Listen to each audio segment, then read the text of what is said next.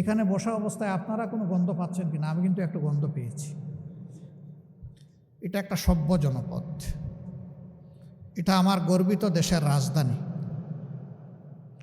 দুনিয়ার বিভিন্ন দেশে যাওয়ার সুযোগ হয়েছে। সেখানে নগরে শহরে এরকম চলমান প্রবাহমান বহু চ্যানেল আছে, ঝর্ণা আছে, নদী আছে, খাল আছে, ড্রেন আছে। কিন্তু আপনি ড্রেনের পানিও হাতে নিয়ে দেখবেন যে মার্বেলের মতো চকচক করছে। কেন?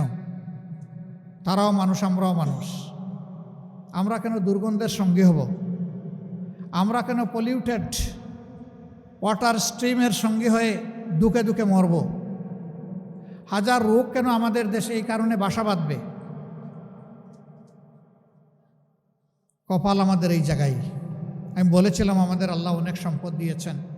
সব জায়গায় বলি একটা সম্পদের অভাবের কারণে আমরা পারলাম না আমাদের দেশটাকে বাগানের মতো করে সাজাতে। সেই সম্পদ হচ্ছে চরিত্রের সম্পদ। ক্ষমতায় যাওয়ার আগে অনেক রাজনীতিবিদ বলে থাকেন, আমি রাজনীতিকে এবাদত মনে করি, আমি রাজনীতি করি মানব সেবার জন্য, সেবা আমার ধর্ম। হ্যাঁ, উনি মানব সেবা করেন ঠিকই, শুধু নিজের সেবাটা করেন। তিনিও তো একজন মানব, সেই অর্থে তিনি মানব সেবা করেন। কিন্তু মানব সেবা বলতে যা বোঝায় তা তো দেখি না। গত 15.5 বছর এদেশের মানুষ দারুণ কষ্টের মধ্য দিয়ে অতিবাহিত করেছে। আর আমাদের জন্য পরিবেশটা ছিল আরও একটু কষ্টের। জানেন সব কিছু, আমি এগুলো রিপিট করতে যাচ্ছি।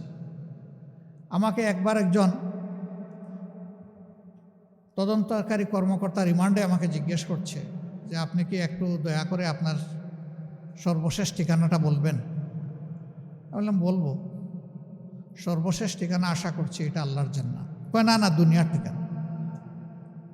আমি বললাম যে সেইটা কোনটা বলবো? কয় কোনটা বলবেন মানে? বললাম যে আমার তো শত শত ঠিকানা আছে। কয় স্যার আপনি অ্যারেস্ট হয়ে এরকম আমাদের সাথে মৌজ করতে পারেন?